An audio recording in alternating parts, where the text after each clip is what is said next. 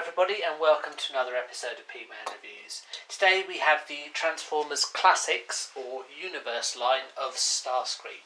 Now this was originally called the Classics release, but later on it morphed into the wider Universe line. Don't get confused just with the sheer number of Transformers lines out there.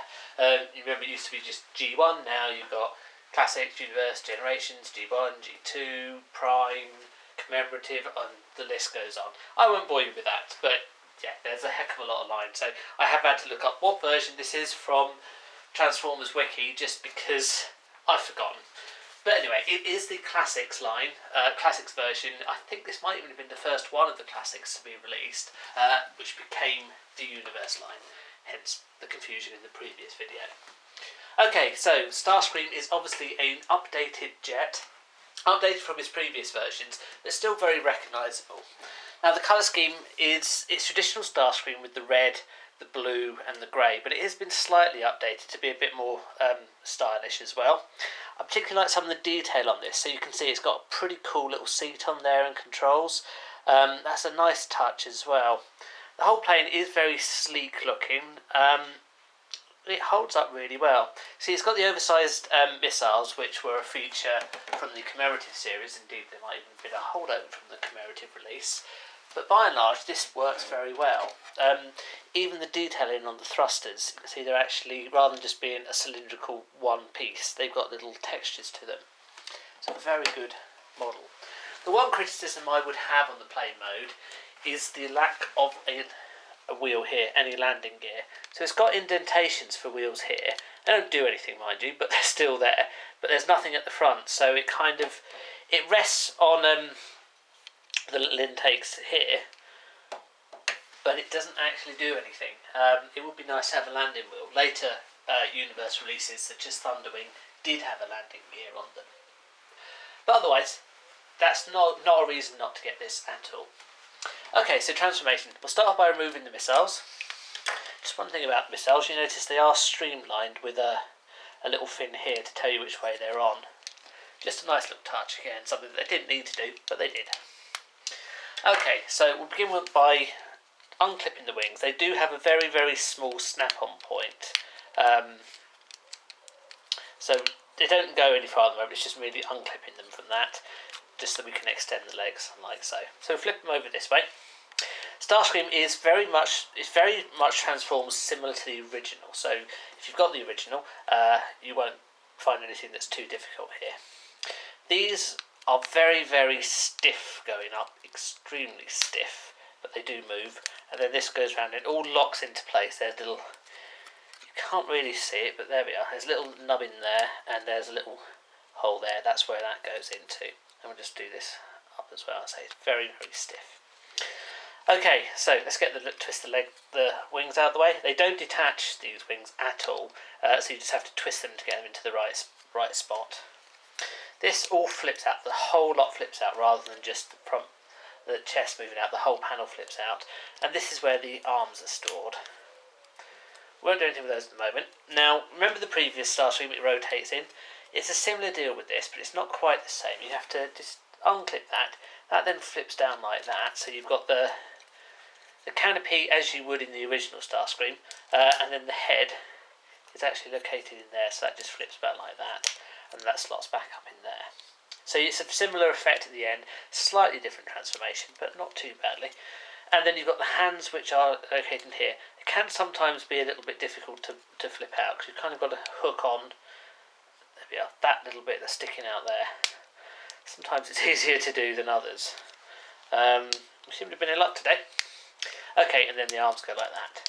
Finally, the weapons. Now, Starscream can hold them like so. They will hold in his hands. However, let's face it, really they're meant to go on here, aren't they, to produce the classic version. Actually, we're going to put them the other way around so that we've got this fin pointing this way. Just for aesthetics, it doesn't really do anything. The one downside with having it like this is if you want to have his arm out, the wing does have to go back, but the model is capable of doing that. Okay, and so there we have it. That is Classics or Universe Starscream in robot mode. Now, it's got excellent manoeuvrability or posability, so the legs move like that. He's got a knee joint as well. This doesn't do too much. It will obviously go up and down a little bit, not massively.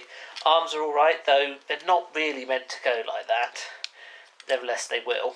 They're really more up and down, like so. But as I say, you can, by undoing part of the transformation, you can make them go out to the side if you wish to. Head doesn't move at all, which is just the way it's part of the transformation. Because of how that is, the head doesn't move at all. But yeah, it's pretty good. Pretty good posability for you as well.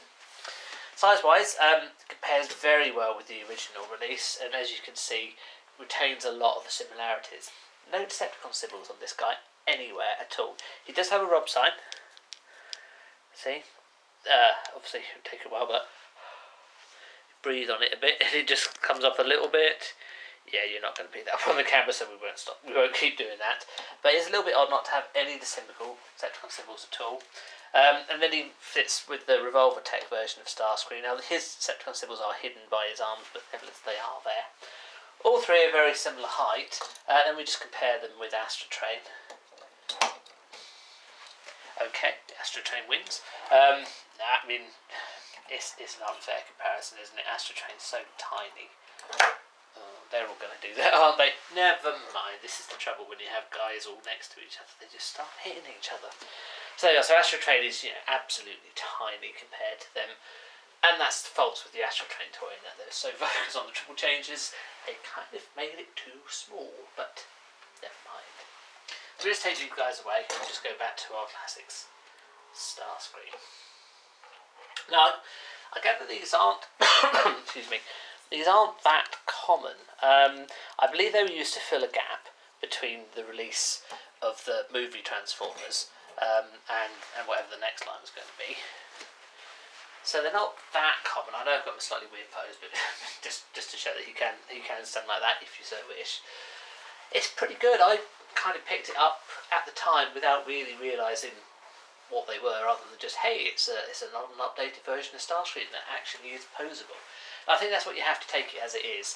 It's not really meant to be a new wave of Transformers, although with the advent of classics morphing into Universe, it did become that. It was intended more as a filler, and it was intended as more of a, hey, let's re-release Starscream, not as a really expensive masterpiece toy, which they had already done, not as the original toy, which they had already done, but something in between, something that it was more affordable at the time, but had a lot of the posability of the masterpiece toy, and that is very much what this guy is. He doesn't add, sounds a bit harsh, but he doesn't really add anything new to the franchise.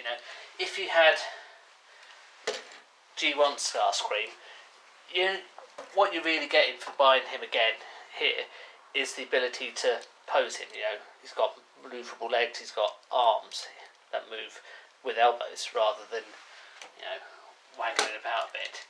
He falls over at will. He is actually significantly less stable than this guy, because this guy's got massive tail fins coming out there, whereas this guy doesn't. So he is significantly less stable. However, really it's his jet mode that he looks the best in. He looks good in rope mode, but it's his jet mode that really sells it for you.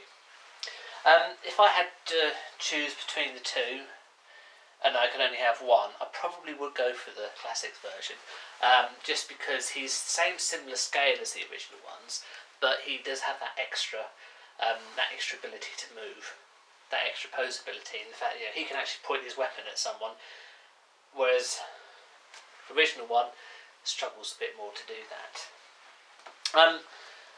In terms of Universe characters, or Classics characters, no, he's not the best. Probably, I think he might be the first, but he's certainly not the best. That's Thunderwing for me, which kind of builds on this design, but we'll come to Thunderwing in a later episode. So there we are, that is the Classics, or Universe version of Starscream. Thank you very much for watching. Please leave any comments below. Why not subscribe, and we'll see you on the next video. Thank you. Goodbye.